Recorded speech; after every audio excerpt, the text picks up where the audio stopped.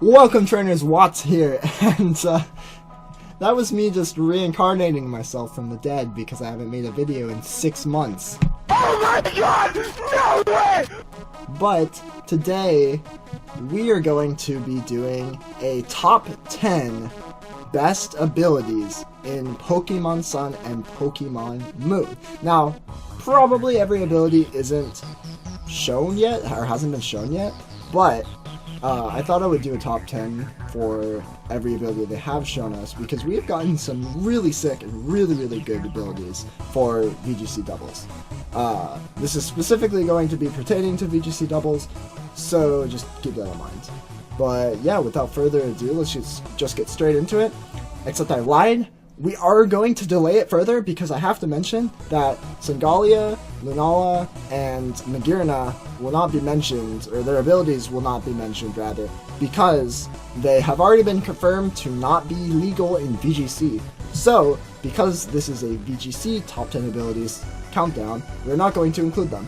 So, now, correct statement without further ado, we are going to get into the top 10 best abilities from Pokemon Sun and Pokemon Moon. Starting with number 10, Stakeout. So, Stakeout doubles the amount of damage inflicted on any Pokemon that switches in or enters the field mid-battle. That is absurd. If this Pokemon has decent stats whatsoever, this Pokemon will be used, because that is such an insane ability. If this is on the field, you basically can't switch in. This doubles the amount of damage inflicted to any Pokemon that switches in or enters the battlefield mid-game. That means that it doesn't have to be the Mongoose dealing the damage. It can be the other Pokemon, your ally, dealing the damage, and it'll get doubled. That's insane. Now, this does apply to your own team, so you have to keep that in mind. But this is ridiculous. If you have the advantage on the field, then you keep the advantage on the field. They can't switch, or if they do switch, they get punished. It's pretty insane. And if by some chance you don't have the advantage, you can just switch out the Mongoose, and then the ability won't be applied. So moving on to number 9, Shields Down. A Pokemon with Shields Down starts out with a heavy shell that provides it with strong defenses and protects it from status conditions. Very nice. When the Pokemon's HP drops below half, it loses its shell and changes to a lighter, offensively oriented form instead. So, this ability is clearly powerful. It obviously only applies to the Pokemon that has it, so it won't really affect doubles in a strategic fashion.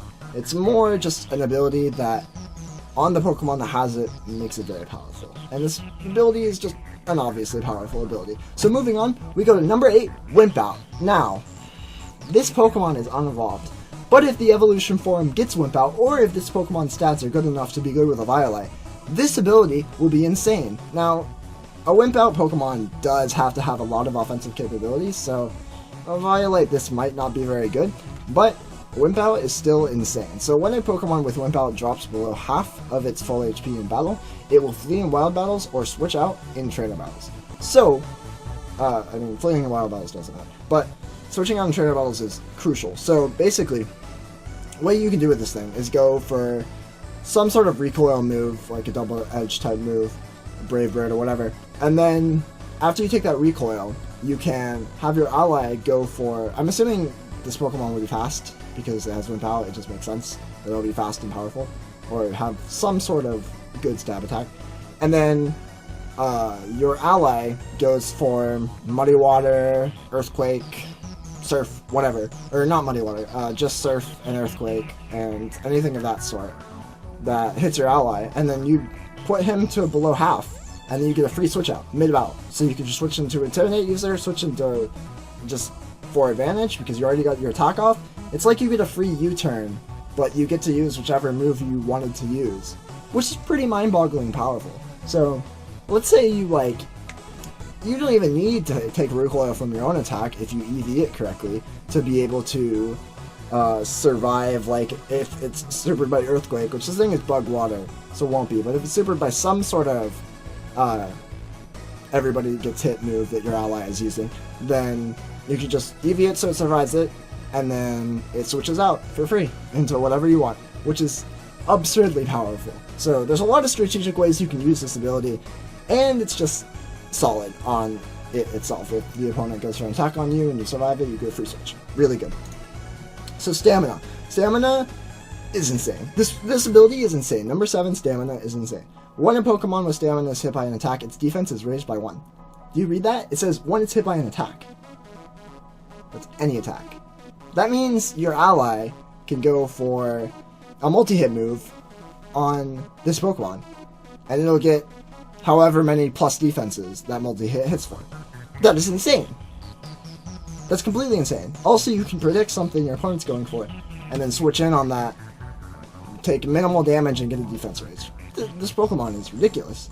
The fact that you can beat up it, get that defense range, really, really powerful. That's about it. Let's move on.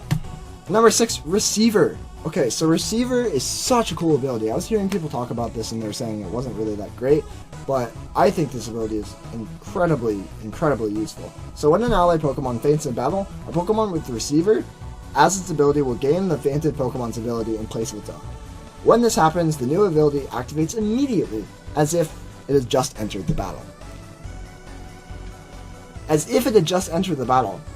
That means it works with Drought, it works with Drizzle, it obviously works with Intimidate, and if you have something, Megas are banned obviously, but if you have something as strong as like Parental Bond on Kangaskhan, that they have to focus down, that's immediately, and then once they focus it down, this thing just gets that great ability. It's ridiculous. If you have, you know, like,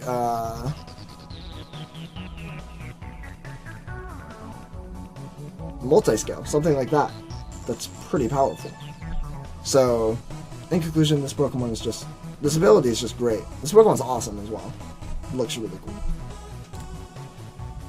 So, Dancer, number 5. When another Pokemon uses a dancing move, a Pokemon with the ability Dancer will immediately use that move as well. So you're telling me that if I use Quiver Dance, one of these dancing bird girls will get Quiver Dance, a free Quiver Dance stat increase? Okay. Or Sword Dance? Or Dragon Dance? Does it work with Petal Dance and stuff like that? I don't know. I assume it wouldn't work with damage dealing moves because it just doesn't make sense as an ability. But it doesn't matter. If it does work, it's great. And if it doesn't, then you get a free boost. So these things obviously need good stats to be good, but this ability is insane. Number 4, Battery. Now, this Pokemon I am so ecstatic for, because if anybody has been watching me for a long time, which probably not, because I don't make content, but if you have, and if you don't, then I'll tell you now. A Violet is my favorite item. I love it because it introduces an entire new world of creativity and new competitive Pokemon. It literally takes Pokemon that could not be competitively viable by any means of the word prior into becoming competitive threats, or potentially competitive threats, or at least good enough to be used. So every chance I get to try out a Violet on something new, I jump on it immediately.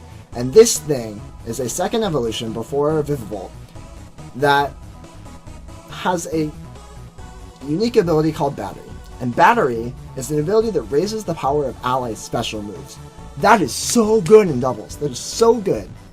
You pair this up with a Charizard, boom. You pair this up with a Gardevoir, boom. Pair this up with any special attacker, they are doing work. They are doing so much work. And this thing can just be a tank, just eating up damage with a Violet. It just needs decent stats. And then you can go for supporting moves, like it probably gets Helping Hand. It probably gets, what's the electric version of Icy Wind? I forgot. Electric Web. Electro Web. It probably gets Electro Web because it's a bug electric. But anyway, this Pokemon's crazy. I am so excited to try this out. This is probably the most hype strategy that I'm looking forward to in Sun Moon. Moving on to number 3, Disguise. Now this is the best Pokemon that ever has existed, period. Mimikyu is so legit. It just wants to be loved. It just wants to be loved. And we will love it because it has such a good ability. So once only when a Pokemon with Disguise is hit by an attack, it will take no damage. When the effect activates, it also causes the Pokemon's appearance to change, so its head falls over. But anyway, so what that means is every single battle, this Pokemon gets a free substitute. That's insane! You can just freely switch this in, no problem, not going to take any damage that turn unless they double up. Or you could have it already on the board, get a free switch into it, and then not have to worry that turn. They're going to have to double up on you to kill you. It's basically, it's a free focus sash that doesn't require you to take damage. It's insane. Like, obviously they can get rid of it with like an Icy Wind or something small, like a Snarl or whatever. But it doesn't take away from how powerful this ability can be. A free sub is pretty bonkers. Sturdy was already good. Disguise is just strictly better than Sturdy. And I can't wait to use it. Or not strictly better, but mostly better than Sturdy. So I cannot wait to get my hands on Mimikyu. He just needs like pretty decent stats. His typing is amazing. Ghost Fairy is such a good typing. It covers its bases so well. It's only supered by 2 things. It's 4 times resist 1 thing, and it is has an immunity to 3 things, so that's a really good typing. Great offensive pressure and Fairy as well. Ghost is pretty good too. So it just needs pretty decent stats, and this Pokemon is a force. Moving on to number 2, Electric Surge. So, when a Pokemon with Electric Surge enters the battlefield, it creates the effect of the move Electric Terrain on the battlefield. Electric Terrain is not a move you would ever want to cast. I mean, unless you have a Raichu with Surge Surfer, then you might want to cast it. But otherwise, it's not a move you really want to cast because it's usually not worth it. But getting it for free, that is so powerful. If you look at the bottom here, Electric Terrain will increase the damage done by electric-type moves used by the effective Pokemon by 50%. That is ridiculous. And you are guaranteed to get a benefit from that. Your opponent is not necessarily guaranteed to get a benefit from that. So it's almost always going to benefit you more than the opponent. And then in addition to that, it prevents Pokemon from being affected by Sleep. And Yawn, it really doesn't matter. But Sleep, that's really good. And counters Dark Void if Dark Void's even a thing. Oh, shit.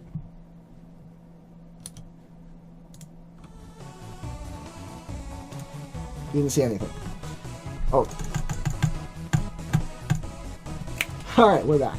So, the terrain has the following effects on the Pokemon. Blah, blah, blah. Yeah, so they can't be put to sleep. Rest will fail, if that matters. But the main thing is 50% increase to electric type attacks. That is ridiculous. Tapu Koko essentially just gets 1.5 times to his stab move. That's incredible. Just for free. And, side benefit, if you want to run Raichu, you can run Raichu. Now, Tapu Koko, and it'll get a double speed increase. Now, Tapu Koko isn't guaranteed to be legal, but we could safely assume it'll probably be legal because I didn't mention it, and it's not a mythical legendary, it's a pseudo, I'm pretty sure. So, basically, this ability is so powerful, and comboed with Raichu, it's really good too. Raichu is sort of a honorable mention because its ability is good, but it's just requires combo, and we're not exactly sure if it's going to be worth it. Probably will though. It's like Swissum, but Swissum you combo with Drizzle, which goes with Politoed. Politoed's not even that good. Tapu Koko is probably going to be good. This duo will probably be good. I'm just gonna go with that. Number one. Whew. Man, what is number 1 gonna be? It's gonna be none other than Dazzling. Oh, nobody saw this coming. A move that prevents the opposing Pokemon from using moves with increased priority? Prevents the opposing Pokemon from using moves with increased priority? In VGC? This Pokemon's stats do not matter. You pair this up with anything that can protect it. Something with Map Block, something with Ally Switch, something with any sort of defensive pressure. Pair it up with anything that can protect it in some way, and you're looking at a pretty good setup. This ability stops Fake Out. This ability stops any Prankster users. This ability stops Sucker Punch. This ability stops You know, all of that is extremely meta, and it stops many more, anything with increased priority. Extreme speed. It doesn't matter. Get out of here. It's gone. No fake out. And you can still use it. You can put this up with a prankster user. They can prankster away their stuff. Your opponent can't fake out you. It's pretty ridiculous. If this thing has even decent move pool, even decent stats, it's going to be broken in the VGC. It doesn't matter. It just needs, like, something. And this ability will carry it the rest of the way. But that is going to be it for my top 10 best abilities for VGC in Pokemon Sun and Pokemon Moon. Let me know what you think in the comments below. Let me know if you thought any ability was great that I didn't mention. Let me know if you're interested in using any of these abilities on your teams in the future.